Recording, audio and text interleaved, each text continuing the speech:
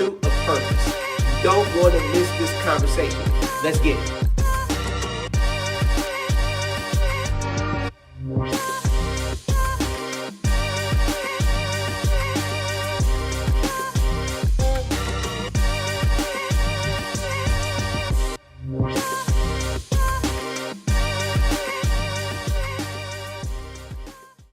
Well, welcome to Open for Discussion. And I am super excited about the young man that I have on here today. He's a good friend of mine. We go way back, and he's out here doing big things, changing lives, one relationship at a time on a daily basis. He's an author, he's a coach, he's a community leader. And without further ado, after this intro, we're going to have my man, Coach Paul, to pull up and hang out with us for a minute. So with that being said, let's kick this intro and then we'll be right back.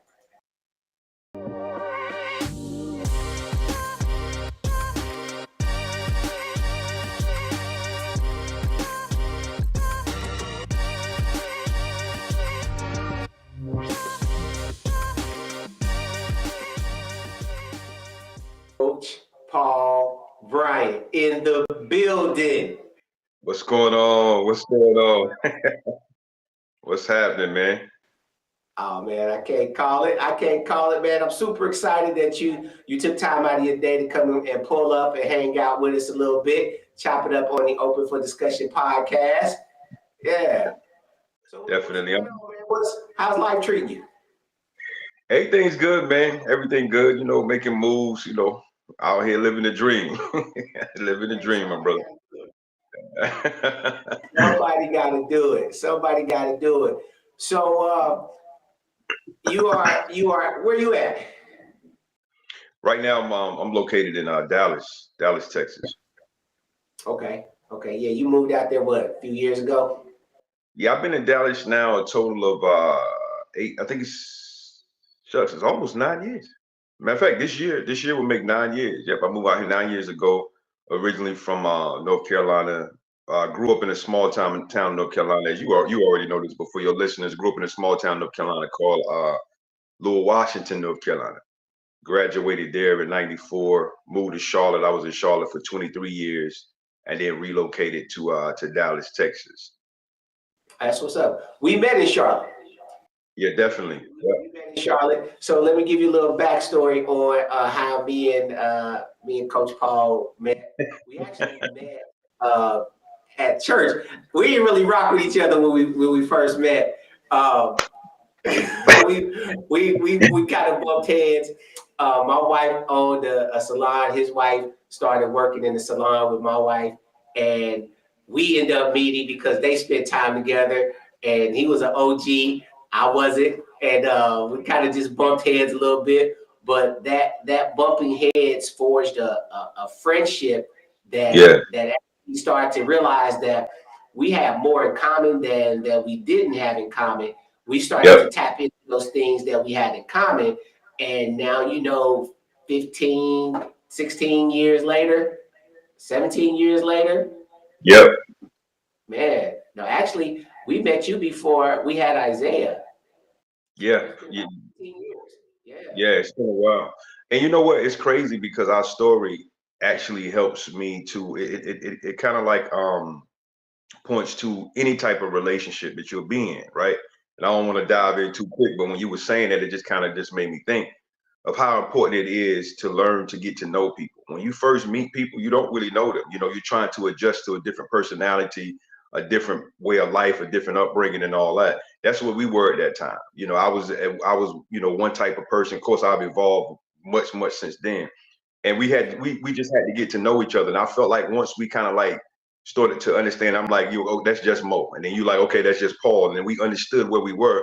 Then we were able to have this relationship that we have today. Absolutely, man. That's a great insight. That's a great insight on that. And I think a lot of people miss out on the opportunities to develop great relationships because of that. Oh yeah. Yeah, because now we live in a day where everybody want to cut things off. We used to have songs about, ain't nothing to cut that chick off, all this kind of stupid mess, right? But you can't go through life just cutting everything off. Sometimes you have to take time and realize that, you know, this relationship can be valuable to your life moving forward. Just think if you and I would have cut each other off at that particular time, we wouldn't be here today getting ready to impact the world with this interview if we would have done that, right? Right. Or all the stuff that we encountered over the years. Definitely. You know what I'm saying? The stuff that we did over the years, the support, the support system, being in the trenches with each other, and knowing that you got another brother that you can call, that's not going to judge you and whatever it is that you're doing, not going to judge me and whatever I'm doing, and be able to be iron, really truly sharpening iron. So yeah, man, I'm grateful for our relationship, and for it to be going almost 20 years, bro. That's dope. It's amazing because these types of relationships are just not normal in our time today. So for us to be able to have this, and especially as men, to have this type of relationship is big. And the beautiful thing is, I don't see Mo every day. He don't see me every day. We don't always talk every day. We don't go along spaces without talking because we always got things to kind of shoot off each other. I can call him and be like, bro, what do you think about this? Da da da da da. He give me his input and vice versa. So it's great. So, but we always connected. So to have this type of relationship as a man, a 20-year strong relationship is amazing within itself. Yeah, for sure. And the time and because it's not based on time, like the time is not like, hey, we ain't talked to each other physically since you came down, I think last year. Yeah, last year. Yeah, when you pulled up. But time doesn't have anything to do with the relationship, because if the relationship is solid, then we just pick up where we left off at. Yep. Yeah. I ain't talked to him in a week or two. He ain't talked to me in a week or two. It ain't like I'm like, man, what's Paul? Why Paul ain't call me? Why, you know? We just right. When we encourage each other when we do see each other. So man, that's just go ahead. Now I was going to say that's just adults though, and you know, we're not in high school anymore. We know we're not teenagers. We got lives, wives, kids, you know, everything going on. So that's just how it happens. Yeah. Right. So you landed in Dallas. What was your transition from what prompted you to leave Charlotte? So I had been in Charlotte, like I said, for 23 years. And one of the things at that particular point, I was married. I was married for 18 years. My now ex-wife, she and I kind of came together and decided that we wanted to relocate. Her mother and her family was actually in Texas. We had been out here to visit a couple of times before. And I said to myself, I think the first time we visited was like in 08. It was like 08. We had visited one Christmas. And at that point I said, yeah, we gonna live here one day. And then in 2016, we actually made the move. She wanted to be close. I said, let's do it. It got to a point in North Carolina where all of my moves were horizontal. I had no vertical movement, you know, and it just, at that particular point, I just realized like I need something different. I'm doing a whole bunch of things, but it's always the same thing, just with just a different presentation. And ended up packing up my car. My family at that time, my son, I think he was like 5 or 6 at the time or something like that. Packed everybody up and we just hit the road, man. We drove out, and I promise you, this is actually one of the best things I could have done. Ever since I've been out here, I've grown so much as an individual. Oh my Lord, the growth. Sometimes I look at myself and I'm impressed. I'm like, bro, you did that. Like, you know what I'm saying? Like I've turned into a totally different person since I've been out here. A lot of doors have opened for me. My son is doing really, really good. Of course, when I moved here, I ended up kind of getting a split with my wife, but it didn't change anything. Our relationship still is strong. She's still a great person. I still love and respect her. She ended up getting remarried, but God just did so many things for both of us, you know, and just changed our lives. So this is definitely one of the best things I could have done for myself at that time. And that's one of those, that's dope, because I'm a firm believer sometimes the seed doesn't develop in where it was sown at. Yes. Go ahead. Yeah, so that, you know, the scripture says that the birds of the air came and devoured the seed, and when we hear that, we think that seed is destroyed, but sometimes that's a protection mechanism that God allows the bird to pick that seed up, strip all the hardness, all in the process of the stomach and digestive system. So when the bird goes into another field and poops you out, the poop becomes the fertilizer, and now it's not as hard for us to germinate and grow. That's good.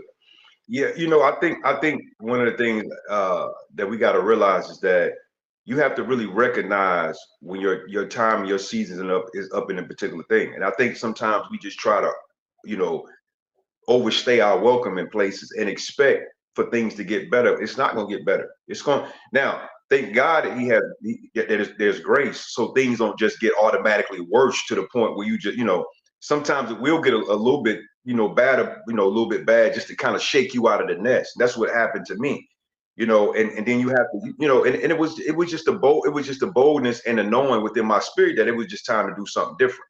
Thank God we had a place that we already knew we needed to land, which we knew we were coming to Dallas. So we didn't have to sit down and figure things out. Well, where do we want to go? No, we had a place. But the crazy thing is the preparation that happened before we even made the decision. The fact that we visited Dallas, I fell in love with it in 2008. And it took me another 8 years later, 8 years before we decided to let's go ahead and make this move. And that's the same thing when with relationships. You know, a lot of times people are in relationships, or whether it's platonic, whether it's romantic situations with people, and it's time for you to go. You've been nudged enough. You know, the spirit of you getting these urges from the spirit that's saying, you know, it's time to do something different.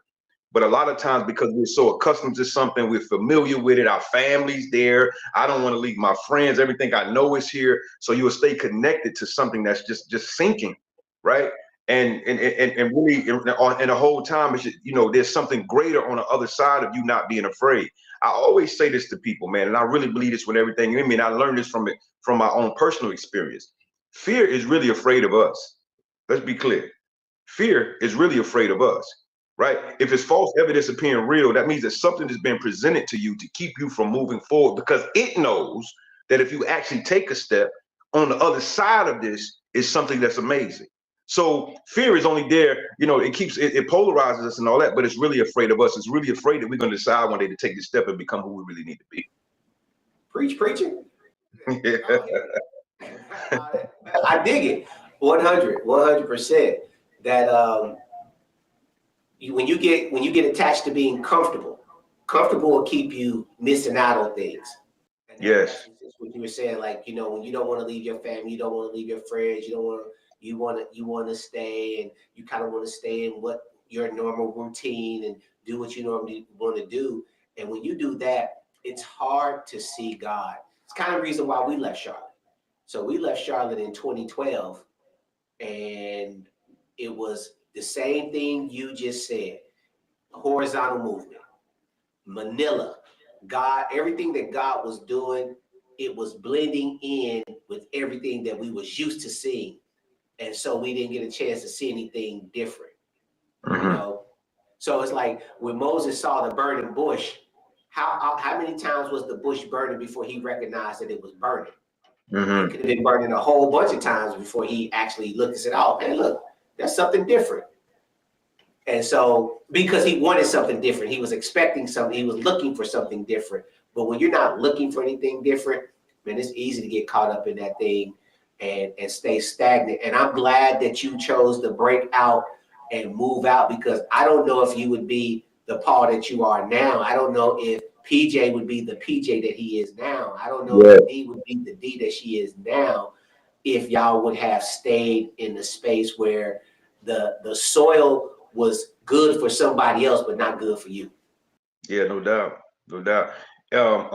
One of the things that really changed within me when we took this step, because a lot of times when it comes to doing anything, right?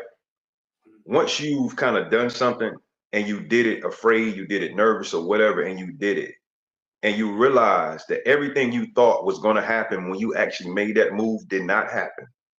The next time something comes, you're going to be more ready to do it, because you have a point of reference. You can say, hold on now, I made that move this time and I didn't fail. It's, you know, and you'll go through your life now, you know what I'm saying, you know, making decisions to do something outside of your norm. And that's how people become great.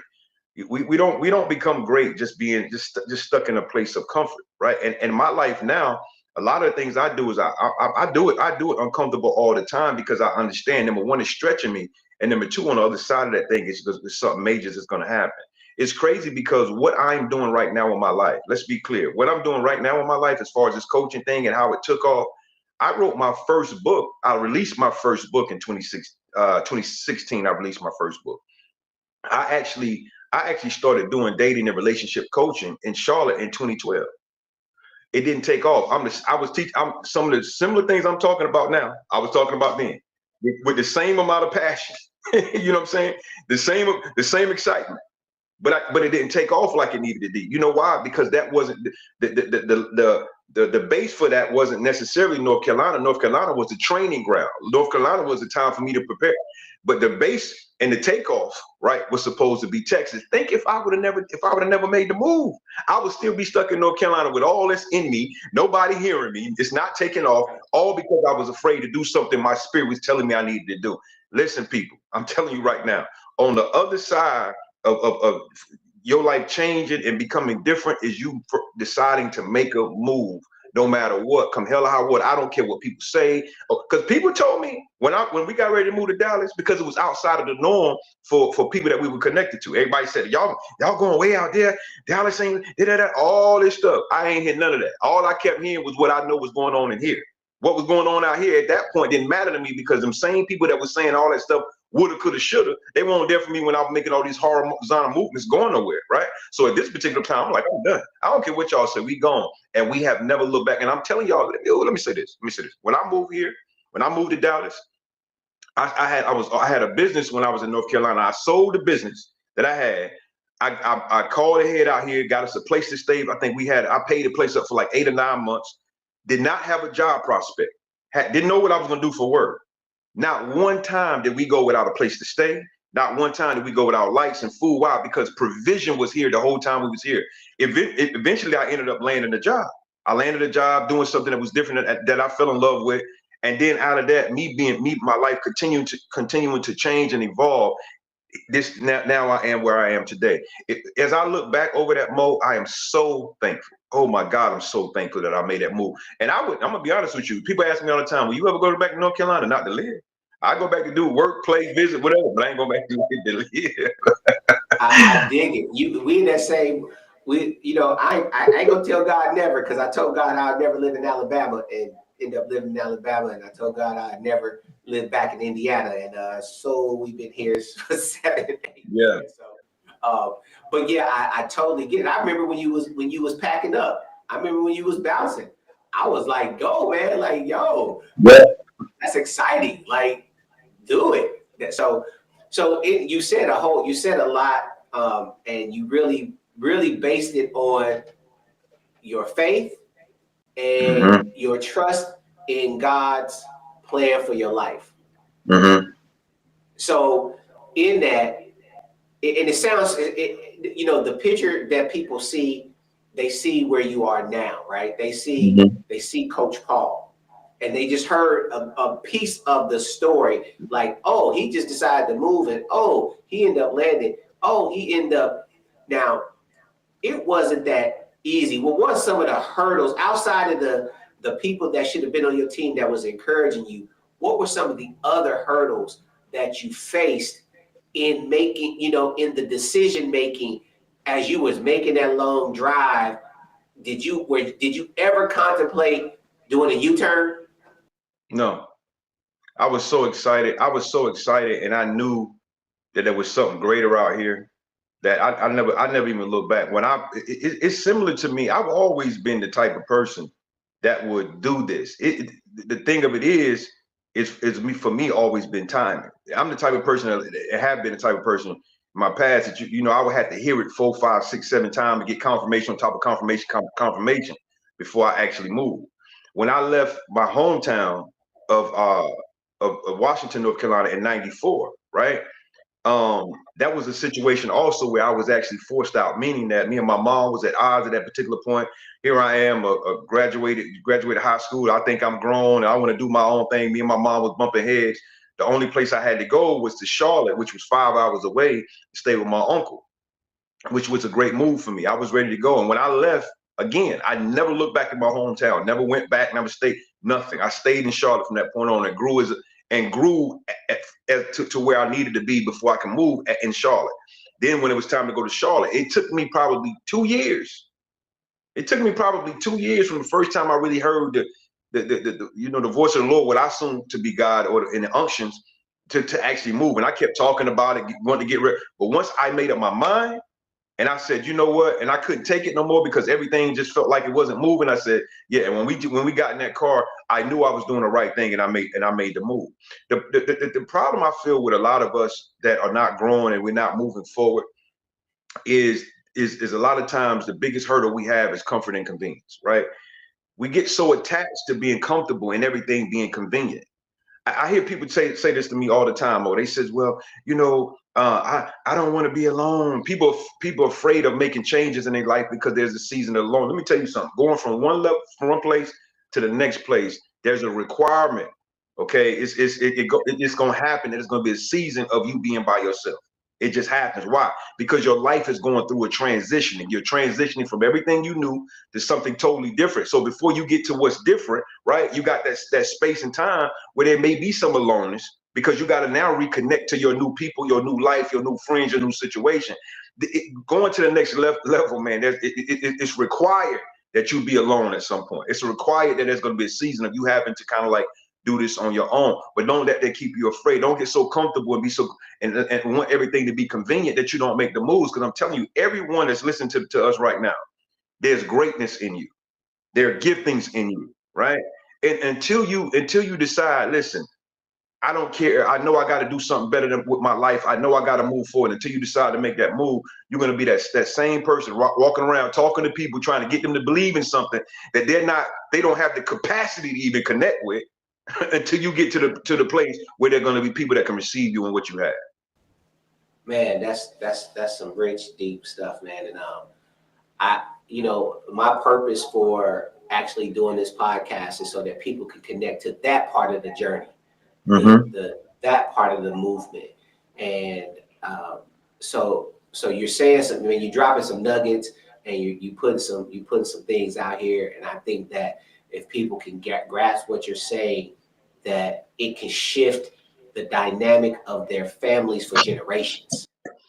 Let me say something more. This is one of the things I'm gonna tell you, and I went back to your questions as you was talking. I was going back to your question. One of my greatest hindrances to me, outside of being comfortable and comfortableness and convenience, was also my belief in me. Oh my. Because here's the thing. I never had a man or somebody that was around me that I believed in enough that could speak into my life and help me to see something greater about myself than what I currently saw. I didn't know me. I didn't know Paul. I didn't have that type of God. I had a great mother who instilled certain things in me, but I didn't have that real true belief in myself. I knew that there was a level of gifting in me, but I just didn't. I just thought it was ordinary. I just thought it was everybody could do this. I thought it was just a regular thing. I had nobody to really help me to really kind of like believe in this thing and see something in myself bigger than what I was seeing every day. Right? It took me a while. Honestly, it took me a while for me to start saying, you know what? You're not just a regular guy. Like, there's something in you. There's something attached to you.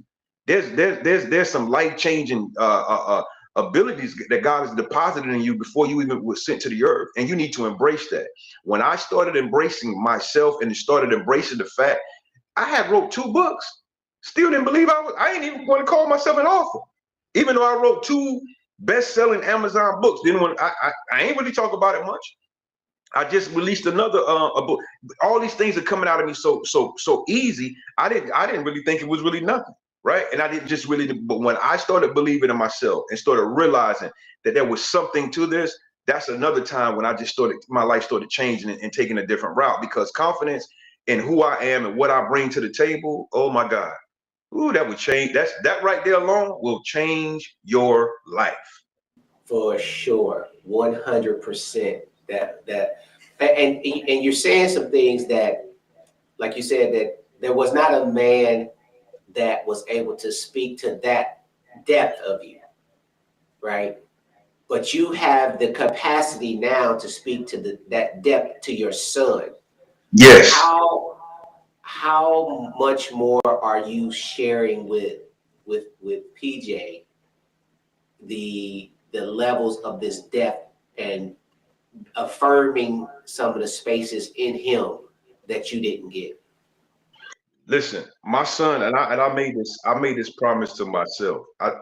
My son will never lack in his life the things that I lacked growing up. Right? I'm so hands-on with him. And my son is really way a lot farther along at his age than I was at my age. I'm talking about smarter, sharper, more emotionally intelligent. My son is so emotionally intelligent. Sometimes it makes me be like, wow. Like, you know, my son is 15 years old. I'm learning from him about emotional intelligence and stuff like that. Right. Very, very, very, very sharp. But he has the same thing that I had growing up, a lack of self-confidence. So one of the things I do is I'm constantly reaffirming him. I'm constantly letting him know who he is. I'm constantly showing, pointing out his leadership ability and his skills. I'm constantly referencing things that's going on in his life when he's around people, how people are drawn to him. How when he's on basketball teams, he just started a new team this year. Get to the team, never played on this team, never been to the school. He automatically become the team captain. Bro, you only been there for you just arrived. Like you gotta understand what this is. Everywhere you go, you are a person without effort that people want to follow and to hear from. So I'm letting him know, and I'm trying to point this out, magnify this to him of his leadership ability. Then I'm constantly watching things he do and how he moves, so I can help really pinpoint what it is that what the direction that he really needs to go in. Because I was a leader all my life, but I was a leader in the wrong aspect, right? So I'm leading in the streets. I'm leading the wrong way. People follow me doing crazy stuff in the street. The gift is still there, but it's just operating the wrong way, right? So I want his gift to be able to be pointed in the right direction early, so he don't waste any time. He can hit the ground running and be successful a lot sooner than I was. Man, that's so dope and so deep. And I tell Isaiah all the time, like, you got a 15-year head start on me. I didn't get saved till I was 26. You got saved at 11 and understood your salvation. So I got saved at 26. You got a 15-year head start, plus the wisdom that I'm going to give you along the way to make sure that you equipped for what's going to be coming at you after you, and being able to know how to strategically move and position yourself. And I know PJ, and I know the stock that he comes from. He comes from good stock. Both of y'all are good parents. And you said something earlier, and I just want you to touch on it briefly, just so people can understand the importance of relationships. You and D end up going separate ways, but how important was the common denominator of y'all still having a healthy relationship in order to maintain and raise PJ? Majorly important. One of the things I saw growing up, Mo, is when my mom and my dad split, it was a mess. And it was a mess the entire time that I was growing up. The difference with me and D were always great friends, and I've always respected her and honored who she was as a woman, right? And I told myself, I said, this is the mother of my son. I would never disrespect the mother of my. She gave me a gift. She gave me a gift. I'm never going to disrespect and mishandle this woman to this very day. It's nothing that she can call me for, nothing that she can ask me for that she can't get. Now there's limits to it because she's married, so I can't overstep my boundaries. But the respect and honor for her will always be there, and it's important that he sees that, because I want him to understand that even though there's relationships that don't really end up like we intend, it does not necessarily mean that you need to totally do away with people. Right? You can reestablish this relationship and make it work in a different way, and that's what she's done. It's just the admiration, but she's a great woman. The thing about me and D was we've always had a friendship. We just realized that we weren't romantically connected. That's all it was. It was no infidelity. It wasn't abuse or nothing like that. We just kind of grew apart. But we both understood it was a mutual decision that this is what we needed to do, and our relationship is amazing to this day. Always has been. Man, that's really dope, because and I know that, and we know people where that's not the case, where they use the child as a weapon against the parent, and that is not healthy for the child, nor is it healthy for the parent as well. Facts. So proud to be in that space where y'all had a common goal, even though it didn't work out with you all, but y'all still had the mission to raise your son the best way that y'all know how, so that he can be effective. And man, I commend both of y'all for being able to ride through that process and still have a great relationship and still have a great means of communication, because at the end of the day, if y'all don't, it don't hurt neither one of y'all. It hurts him. Yes. You know, so that's man, that's pretty dope. That's pretty dope. So we're gonna shift a little bit. Coach Paul. Yes, sir. How did Coach Paul become Coach Paul? I know you mentioned a little bit that you started some of it in North Carolina in 2012. It just didn't take off. But how did Coach Paul become Coach Paul right now, who has 30,000 people following him on Instagram, doing this crazy coaching business, impacting lives on a daily basis, y'all. Like, if y'all are not familiar and never jumped on his live, you got to jump in his live on TikTok. How did Coach Paul become Coach Paul? Oh my goodness. So, like I said, I always had, most of my life, I had more positive female in my life than I had males, right? Now, men were around, don't get me wrong, but I was more impacted by the women that were in my life. So I always had a respect for women. But like any young man who, looks halfway decent, you know what I'm saying? I was out here just doing my thing. And you learn the game, you learn how to play the game. You do it so much that it's like second nature. You could just do it. You could do it in your sleep. And I ran women a lot of my life, did it a long time. And what happened was, when my two sisters started having daughters, I had a aha moment. Like, I woke up and I'm like, listen, I don't want my nieces having to go through some of the things that I see women going through, either with me or with other men out here when it comes to dating and relationship. Because even in my family, I never saw great marriages. I saw women struggling to hold on to men that wasn't emotionally connected to them. I saw this throughout my life. I saw myself when I was growing up, how women would connect to me just because there was things about me, and they would believe everything I would tell them, and I was never emotionally connected to them. So I said I never wanted my nieces to go through this. So that's when I actually wrote my first book, which is entitled Ladies, Here's Why You Keep Choosing the Wrong Guy. Of course, it's on Amazon. Ladies, Here's Why You Keep Choosing the Wrong Guy. So I actually wrote my first book for them.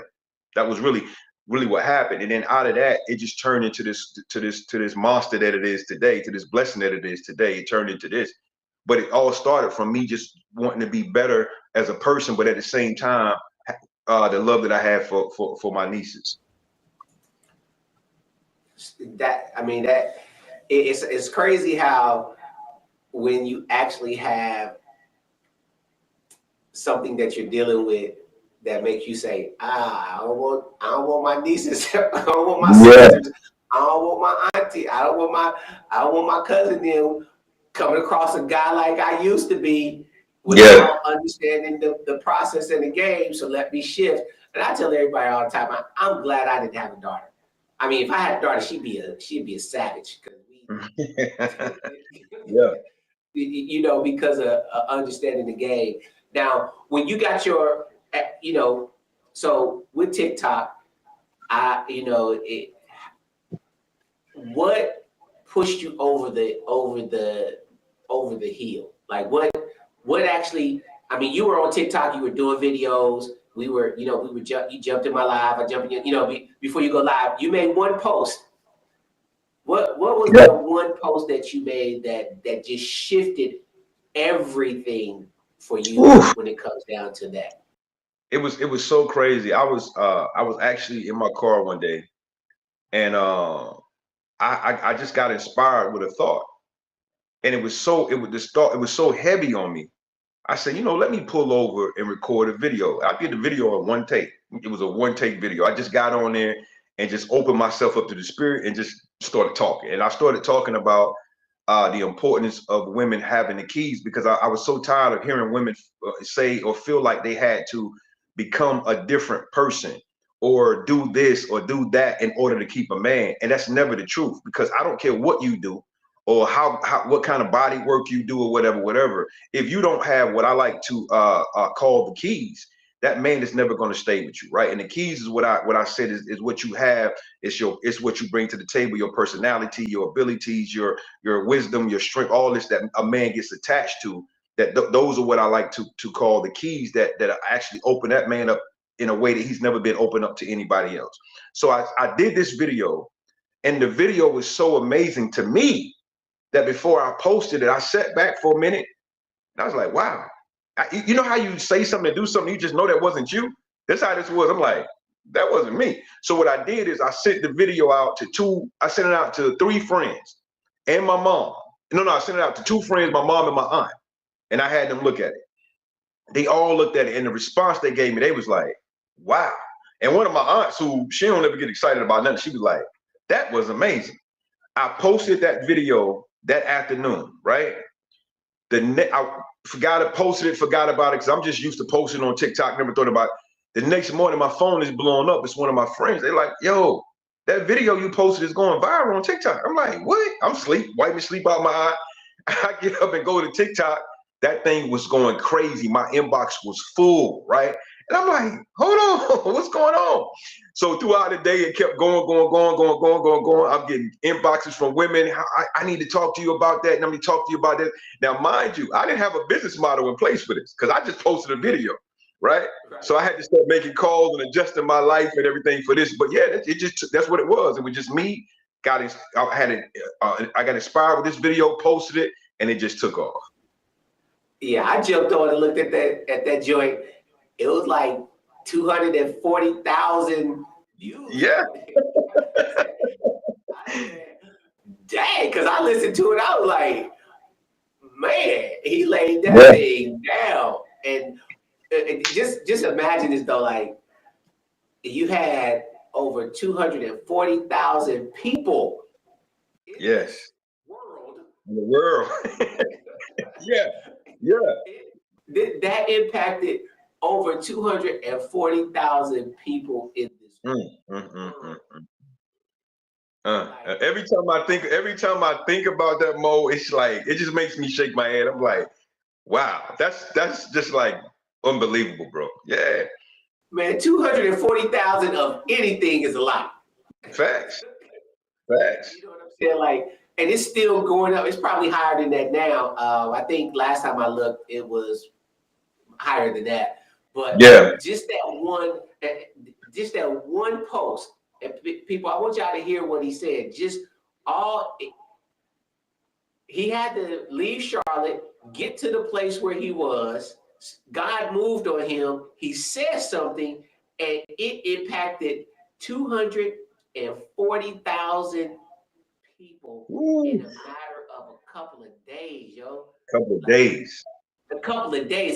This is not a viral post that went viral and months it caught fire and then it went. It was a matter of a few days where it was like boom, boom, boom. That quick. 240,000 people. So you sitting on something that could be life-changing, that could impact 240,000 people, but you're scared to put it out there. Wow. Yes. And he is a living example of following the Spirit. Being obedient, and now he's seeing the fruit of his obedience. Yes. That is crazy. It prompted him to do what? You get this thing, you see this thing start to gain traction. Now you got all these inbox. Now you got all these wounded people crying out for help, and you did what? So I had to, because it was growing so fast, Mo, and because so many people were coming, and I wasn't really prepared for that, honestly. But at the end of the day, I wasn't just gonna let it sink either, because I understood that this was an appointed time. That was something that was supposed to take place, right? So the first thing I did is I connected with some people that I knew understood social media better than me. That was number one. Number two, I had another friend that taught me quickly what I needed to do to handle the growth. And that's exactly what I did. Everything they told me to do, it was two people in my life that was very, very strategic for me and important for me at this point. And I did everything they told me to do. The next thing I did is I went and wrote. I played off of that video and wrote I wrote a little what you call those things, little.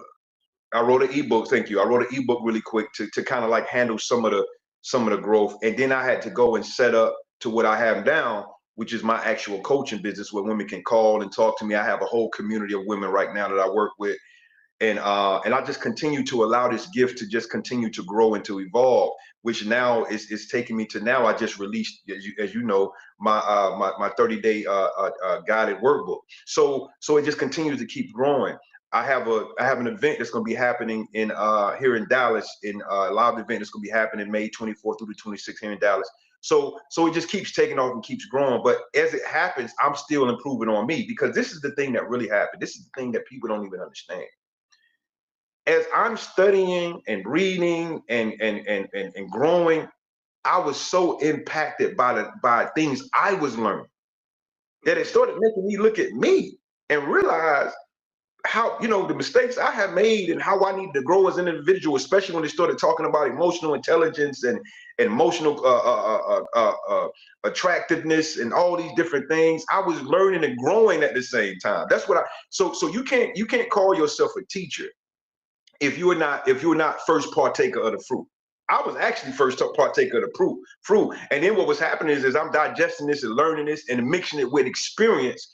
It comes out as powerful interactions and help for these women. But I've grown so much more just by studying this stuff myself, which in turn for me, outside of the money, outside of the notoriety, outside of the growth, the fact that I'm a different person, the fact that when I look at myself in the mirror, I'm proud of who I am today. The fact that when I talk to my son and my son sees how this thing is growing and what's taking off, he can look at me and say, "Daddy, that's crazy." He just called me the other day. He said, "Daddy, I'm so proud of you." That right there, oh, that was everything for me. Hey, that's when you be like, you ain't even legal to drive here. Come on, let's go get you a whip. Yeah. Yeah. When you get that affirmation from your child, yes, man, that thing is different, hits different, and so you out here impacting lives. Your son is seeing it on average. How many? Well, first of all, we're going to put up how people can join your community. I want people to be a part of your community. So if you are actually in a spot where you need some relationship coaching or some dating coaching or anything like that that's pertaining to getting whole, getting healthy, and getting back out in the game, all the information is going to be put up on the screen here shortly, and you're going to be able to join this community, buy his books, follow him on social media, engage in his community. Now, how strong of the community is like iron sharpening iron? So like you help 1 or 2 or 10, and now they're part of your community. Now they become your teachers per se to help new ones coming in. How often do you see that happening and turning around in your community? All the time. So with my community, when you become a what we call family members of my community, basically what happens is that I have a couple of programs. I have a year-long dating and coaching program that we walk through. I walk with you through. We have a 24-week program, which is the most popular, that gives you 6 months of interaction with me setting up a plan that actually fits where you are in life, because this is it's not a one-size-fit-all type of thing. Everybody's situation is different. So we have to have an initial call, and I set a plan up for you, and I walk with you for 6 months. Or if you're a person that's already dating and you just need some assistance from me, I have a 6 call, I think it's a 6 or 8 call package that you can have where 6 to 8 times a year we are talking and conversing about what's going on with you and me helping you to kind of like to get better at what you're doing. Because at the end of the day, I always say this: whatever you see, this is actually a quote I took from Ayanna Banzan. She always says, whatever you're seeking is seeking you. And I really believe that people who really want to be in a great relationship and meet somebody that's for them and their person, that person is out there. You know, first of all, we got to get out of this scarcity mindset of believing it's all the good men are gone. All there's no good people out here. They all taken. That's not true. That's not a true statement, because I can introduce you and Mo can introduce you to people every day that's meeting their people. So what happens is you also are a part of my community where you interact with the other women that are in the community. And really what I do is I just kind of like sit back a lot of times, Mo, and allow the women to just kind of feed off of each other, because they're all supporting each other. It's so much, and I told them this yesterday in the community, I kind of like put something in the community. It's so much support and just them helping each other grow. It's so funny because they'll get dressed, like one of them may be going out on a date and they getting dressed and put an outfit on. They come to the community, what y'all think about this outfit? Y'all, what y'all, and they be helping each other. And I think it's just so amazing to have strangers coming together from all over the world, because it ain't just in one place, it's all over this country, right? Coming together and being able to support one another and to celebrate one another as they all grow and find love. You know, one of the things that I like about jumping in your live, and it's crazy because you would think that the issues with dating that women are facing are just local to the States. Yes. The last time I was on your live, there were several women from Africa. From Africa, y'all. A whole nother continent. Yeah. that is crazy. In the live getting information that you would assume that it's only local, like y'all, that all the women only that know. This information is universal. The stuff that he's putting out and the lives that he's changing and the information that he is digesting and then putting it back out so that it could be digestible for somebody else. It's universal. Yes. It's not landing on, and here's another thing too, and it's culturally universal too. So it's not just Black women, it's Hispanic women, it's white women. So when you put this in the pot of you talking about, we just gonna base it off that 240,000 women. Those were women across the world that are a part of this community. So I really suggest, if you have you're in that space where you might need some reassurance or reaffirm, you might need a couple of girls that lock arms with you, because you might say, hey, I don't have no girlfriends or anything like that. You definitely want to jump in on Paul's community and support him and do what because he out here doing big things and changing lives. And I get to be the resident married person. Yeah. on his lives, I get to be the resident married person and the pastor of the. But hey, I'm excited. So I know you got a theme for this year. What's your theme for this year? My theme, what you mean, my theme song? What you mean? What's your theme song? So I told every woman this year that I strongly believe, and I really do believe this with everything in me, that every woman that's connected to me this year, by the end of the year, they're going to be in a relationship, strong relationship, engaged, or on their way to marriage by the end of this year. I believe it like I believe my name is Paul. And we have a theme song, Let's Get Married. Yeah, that's our theme song we play every year. First of all, I don't never know the words of the song, but anyway, that's our theme song. But it's already starting to happen. We got ladies right now that's actually that's connected with men that's actually going really good, and I'm doing heavy conversations with them. And then actually when the women actually meet the men, Mo, I actually talk to the men to try to get an idea of who these men are, because guess what? This thing goes. I deal with this thing from the rooter to the tutor. I'm just not gonna give you information and live you out. I'm too passionate about this. I love this too much. I was doing this when I was making no money. Let's be clear. I was doing this when nobody knew my name, and I was doing it with passion, with just like so. I'm never going to stop, because this is what I was created to do. And I talk to these men. I've had men call me on, men come to you on the backside of the mountain like Nicodemus did Jesus though. They ain't gonna come out to you. You know, they want to come into your late night asking questions. Yeah. So I talk to men as well, because at the end of the day, a lot of people feel like they're struggling when it comes to love. They feel like they're struggling when it comes to love. But what I find is that it's not necessarily that people are struggling. It's that we're just not prepared to actually date. And I'm talking about, that's bigger than just you emotionally, mentally, and all that.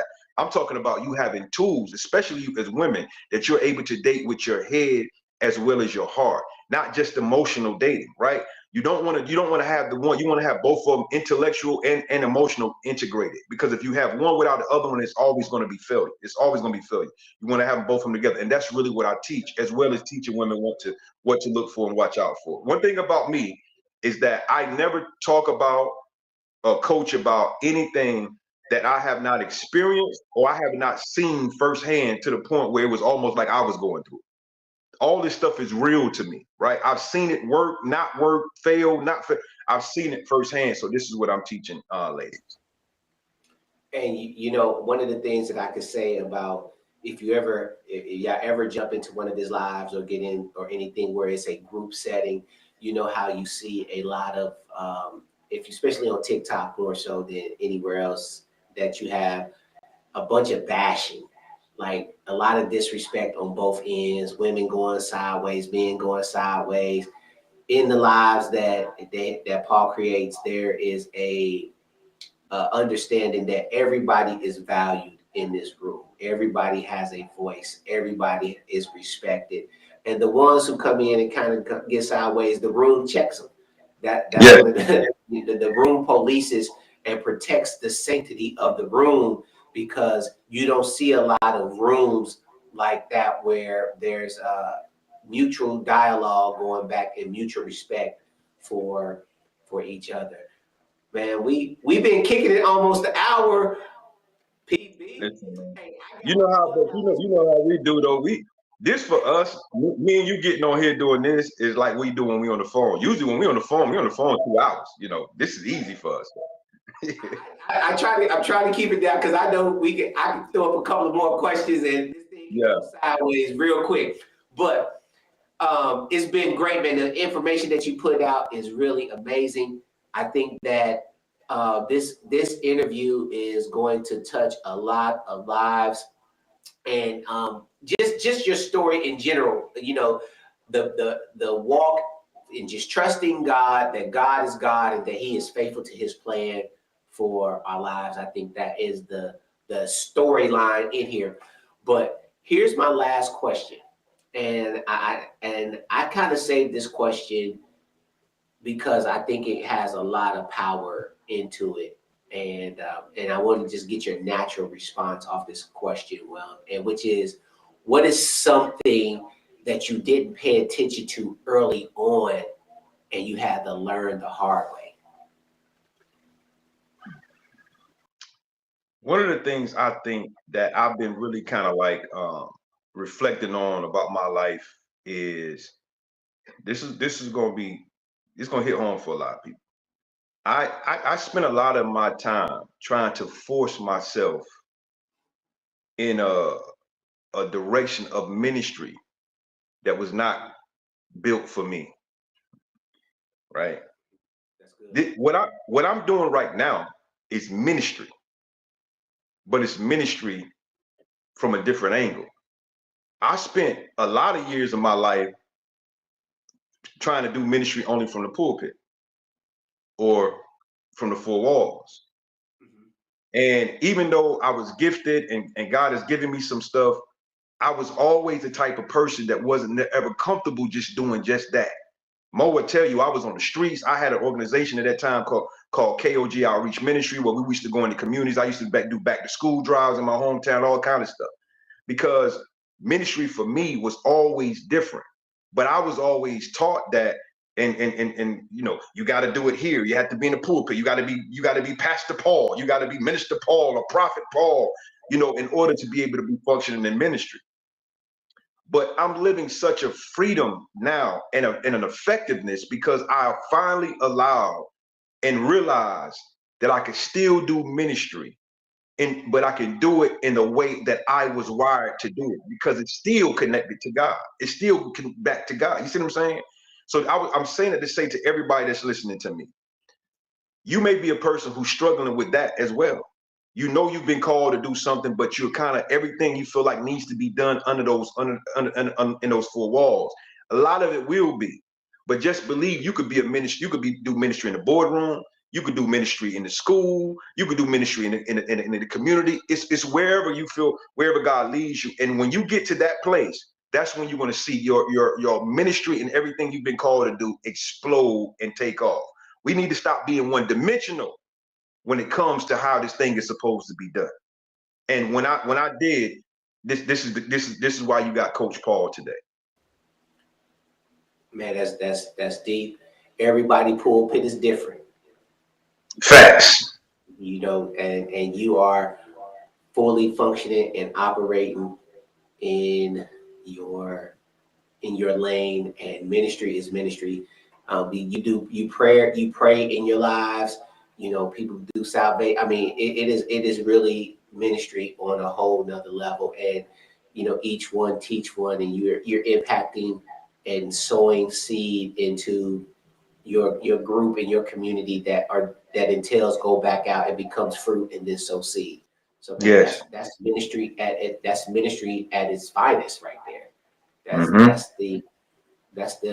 That's the epitome of ministry. And man, you know, I respect and salute you for that.